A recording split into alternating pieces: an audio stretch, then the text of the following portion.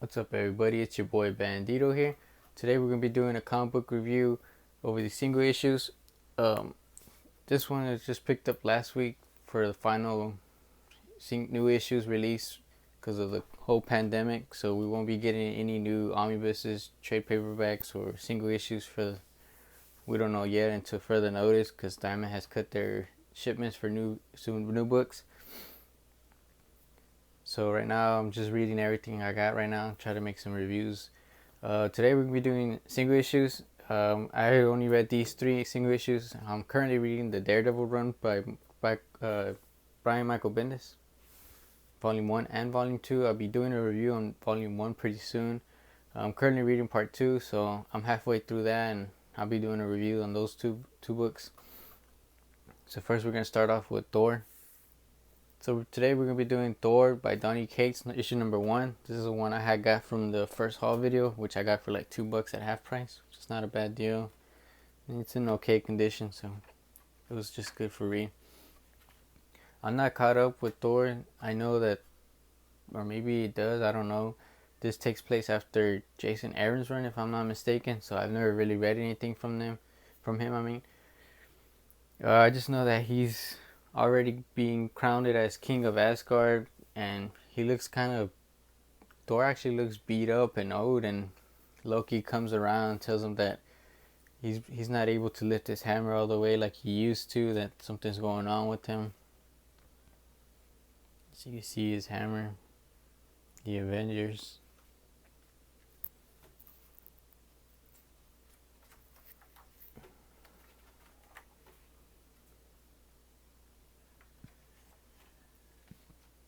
See, there goes Loki.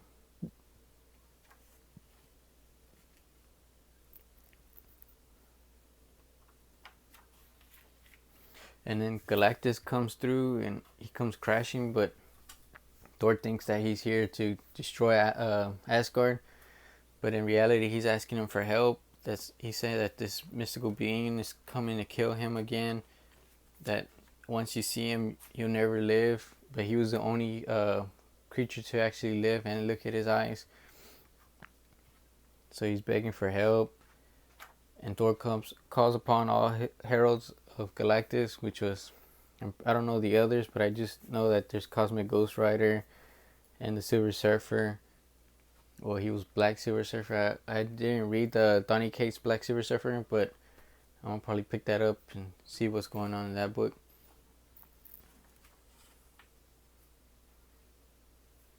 I am gonna spoil a little bit, so please be prepared. If not, you can skip the video a little bit.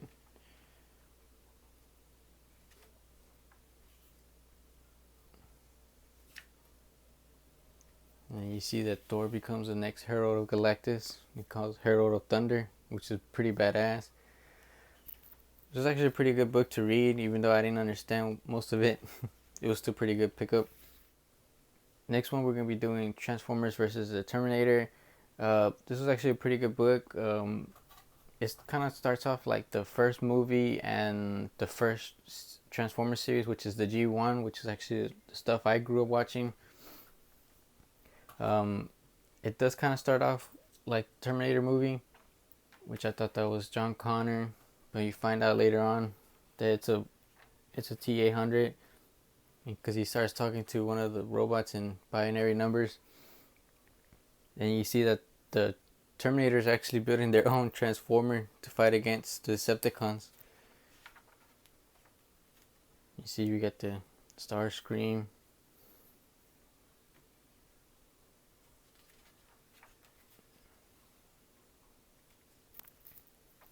And then one of the Terminators goes back in time, and Starscream tries to stop him. And he ends up in the same time as the movie from the first Terminator, but this one plays out a little different. The Terminator's not even there to kill Sarah Connor. He takes her in, and he's telling her that he needs to find the mountain. I can't really remember where it's at, and that he needs to go before the volcano explodes. And she doesn't understand why. And he's telling her everything about the future, about the Terminators and the Transformers. Actually, the Decepticons in reality. So she's not understanding who's what and what's going on. And he said that he has to rush over there to the volcano before it erupts, and you don't understand why until later on you see that the same robot that's repairing all the Transformers in the first episode. Explore, explore.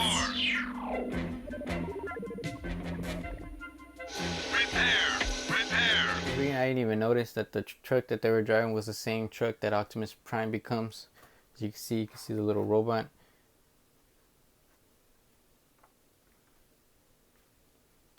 And you see he's running out of there.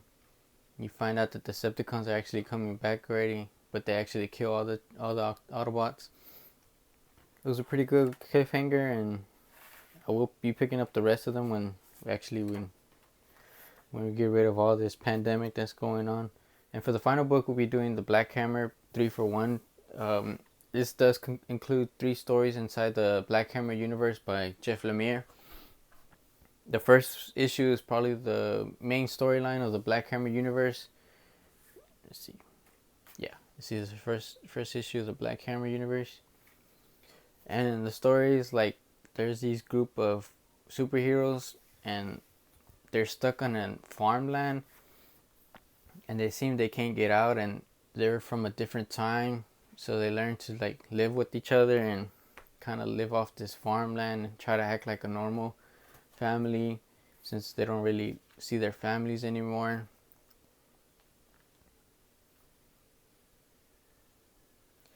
And then they all talk about this guy. They do like an annual meeting of the Black Hammer to pay respect for his death, which we don't know what happened. Let's see. I don't really remember the characters' names on this one. I probably have to read it. I will be picking up the hardcover for the first Black Hammer volume 1. I mean, I know they're doing a volume 2 this year, and some other library edition for the Black Hammer universe. I'll probably be picking up those as well. I'm pretty sure that what I was reading in the last 2 issues were the same. They're gonna be in the next volume library edition.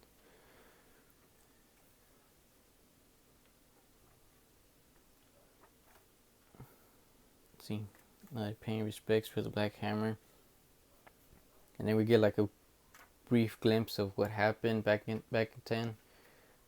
And then we find out that her daughter, which is Black Hammer's daughter, is trying to figure out what happened to all the superheroes and where did they go. And for the next issue, it's Dr. Frankenstein, if I'm not mistaken. What was his name? Oh, Sherlock Frankenstein, The Legion of Evil, Volume 1. Got a nice cover art by Mike Mignola. And this one's still taking place right after the end of the first one. As you can see, her daughter's still on the track looking for them, I mean. And she's following that, and she knows that they have this super villain that they always fight, their arch nemesis, which is Sherlock Frankenstein. So she's trying to investigate him and figure out if he had anything to do with the disappearance of her father and the other group of superheroes. So she starts investigating. So she goes to a prison where all other supervillains, were all locked up, and she's investigating all of them, trying to figure out if any of them can give you an idea where Sherlock Frankenstein could be.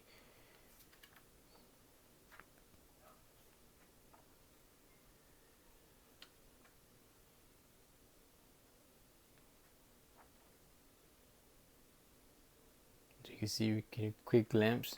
He's actually there, and then the story ends. And for this one is let me see, what's this last issue? This is Quantum Age number 1. I'm guessing that this takes place in the future, when either she or her daughter, I'm not really sure how it goes, she takes up the mantle as the next Black Hammer. So this takes place in the future. As you can see, there's this guy. He's a hero, or an alien race, I'm mistaken. And he's actually looking for her and trying to get her to regroup everybody against this alien force that's coming to hunt them down. And he's trying to convince her to become the Black Hammer again. See, an alien. See, she becomes the man of. She takes the mantle of the Black Hammer.